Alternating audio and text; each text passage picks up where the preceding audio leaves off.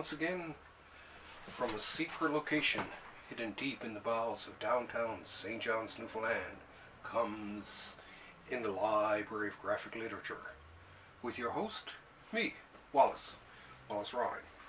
Yeah, I guess I'm not as up and joyful as I usually am, because unfortunately I heard this afternoon that my dear old dad, Wallace J.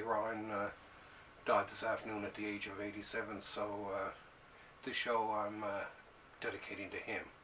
He was a wonderful man, and I just wish everyone who watches this program could have known someone quite as sweet as he was, and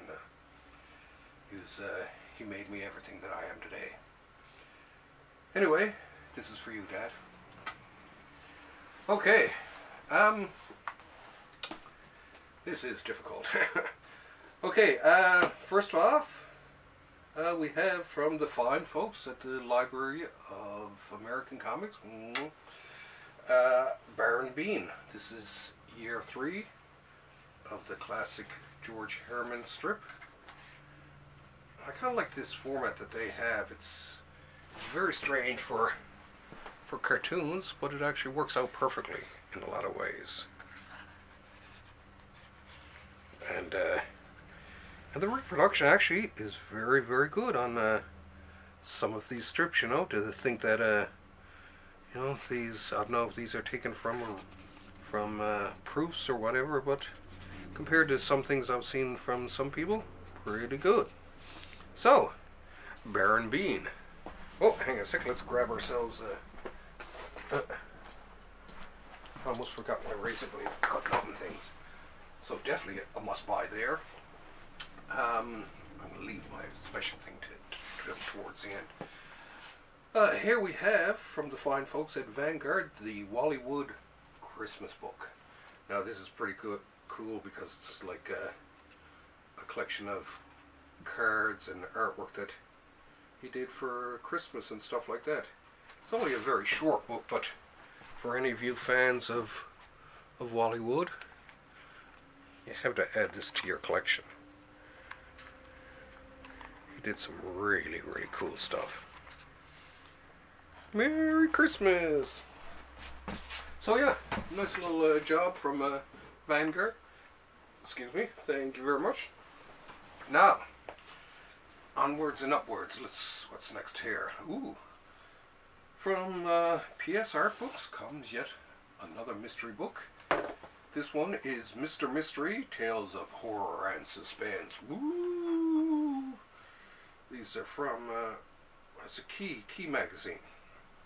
So this book has people from Basil Wolverton to Hy Fleischman, Werner Roth, Bernard Bailey, and Ross Andrew, among many others. Once again, I love looking through these. These are just so cool. But yeah, and once again, has the old ads. Gotta love the ads. Save your hair. Bit too late for some of us. But yeah. Now the only thing is too, I'd really like to see PS Artbooks sort of step it up in terms of the credits and stuff like that. Even if it was at the start. They used to run credits, but they don't seem to be doing that anymore, which is kind of too bad. But anyway, another lovely addition to the PS Artbooks collection. Oh, let's see. Okay, here we have. I'll dig out leave some of the fun stuff till later here. This is a book called Illegal. Ian Colfer and Andrew Donkin. This is from, what is it? This is from Sourcebooks Jabberwocky. And this is a powerful, moving graphic novel here by the team behind the Artemis Fowl graphic novels, and Ian Colfer. So yeah, it's beautifully drawn too. I've had to look through this, actually beautifully drawn, and it really seems, even just from what I've looked at, just flipping through through it, and some of the stuff that I've seen here, the crowded boats, you know, the terrible conditions, what they had to do to get there. Doesn't look like a fun read, shall we say that much, but looks like a vital read. Some kind of wish people would be less offended at some stuff and more offended at the plight of migrants and the poorest of the poor. Yeah, I wouldn't wish it on anyone. But yeah, absolutely beautifully drawn from, like I say, from what I've seen. This one I added, even though I haven't read this one yet. But I seen the movie. This was many years ago. Jodorowsky's movie El Topo. It was so long ago too, I can barely remember it. The only scene I can remember is him coming into town and his horse trotting through puddles of water, but you look down and you notice that it was actually puddles of blood. All I can remember actually was that it did really shake me. It was something else. So I liked all the stuff that Jodorowsky did with Mobius, so I figured, hey, I'll give this a shot. And this is with Ladronn, who I actually like as an artist. He's really changed over the years. I mean, he in a lot of ways he started out almost as a bit of a Mobius clone, but he's sort of headed out in his own direction now. So for any of you fans like that, just take a quick look at some of them. I mean, the artwork is spectacular.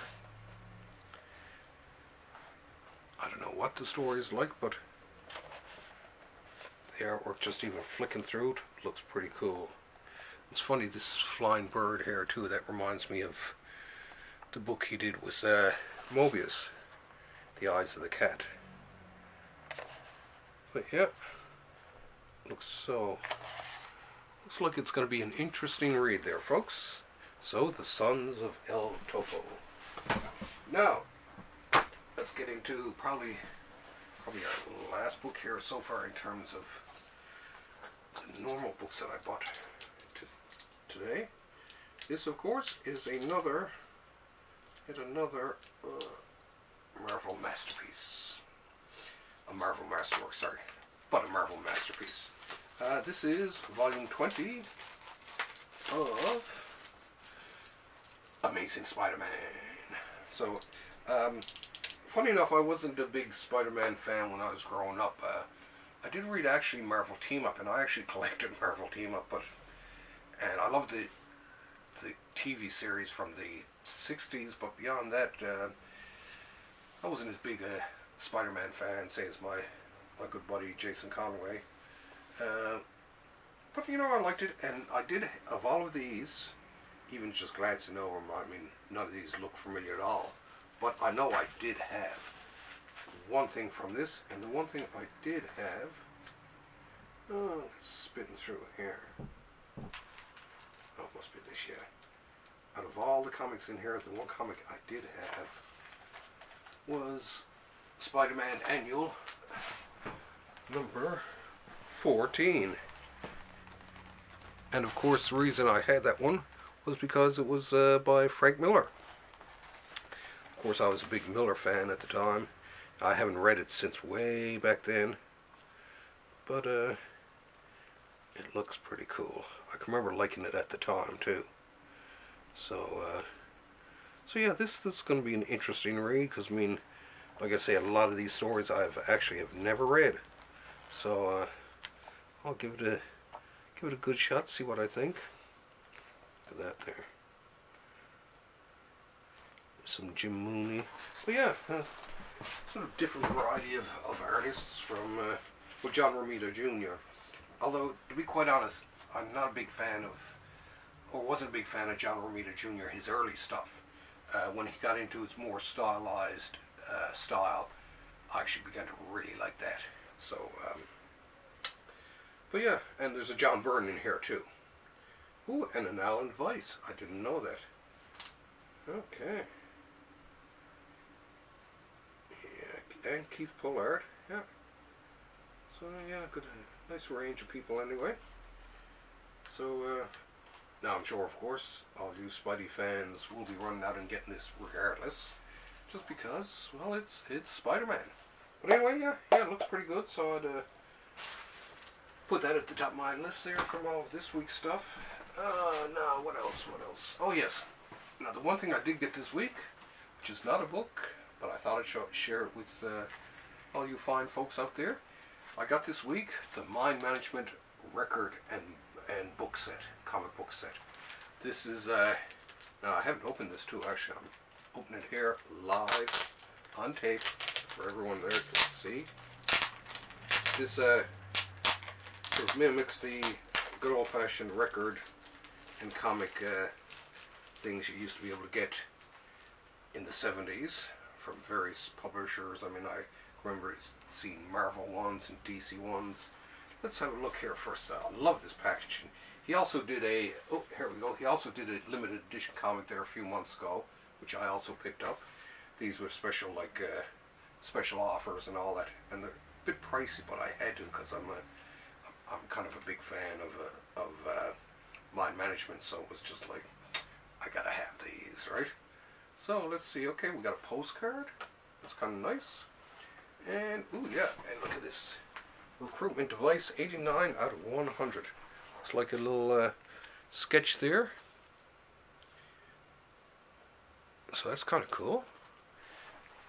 And then the full package here. Of course, here we go. Beautiful, beautifully done cover in the back. I like that. And there we go. Right in. It's pretty cool. I'm going to try not to look at this because I am going to read it and even play it later. And oh, look at this cool little I guess this is the record yet. Oh, like a little sleeve to catch it all in. And there we go. And what I like about this, look at this. It even has comics on the record holder itself. Look. I mean, this is just so cool. Matt, you hit it out of the park with this one, I gotta say. This is absolutely stunning. And I myself, I picked up the green one. So this looks really cool. Team building inside, eh? Now this also came with some digital downloads for all this stuff, so I'll probably end up actually listening to that rather than playing this on a record player for a couple of reasons mainly. I figure why not? I got the digital copies anyway and give it a chance, and you know, I don't want to damage the record, and most of all, and most important of all, I don't have a record player. So yeah, I'm gonna have a look at it that way. But yeah, even though this is not a book, well, I guess it's a form of graphic literature in a way. I just had to share this. It was just so beautiful. Thanks to my good buddy Dennis Osborne, who picked it up for me. There's another close look here at it. It's absolutely beautiful there. Thanks, Dennis, for picking this up for me. It's definitely going to be one of my treasured possessions. And actually, it was a pretty small week this week. Next week is going to be a much bigger week, and then over the holidays, the aforementioned Dennis Osborne I mentioned before. I know people who've been watching the show from the first remember it was probably about 8 episodes in. I did an end of the year best of for last year, and we'll be doing a Big Books 2018 review of all the best in terms of books. Not the upcoming episode, the episode afterwards, so stay tuned for that. It's probably going to run longer than my usual 20 minutes, but but we want to get in as much as possible. Dennis is a great guy, very knowledgeable too, very steeped in certain comics and stuff like that that I may have missed over the years and all that. So so I think between the two of us, we'll actually fill it out pretty good. So I guess that's about it for this week. So thank you very much for tuning in, and please keep on reading.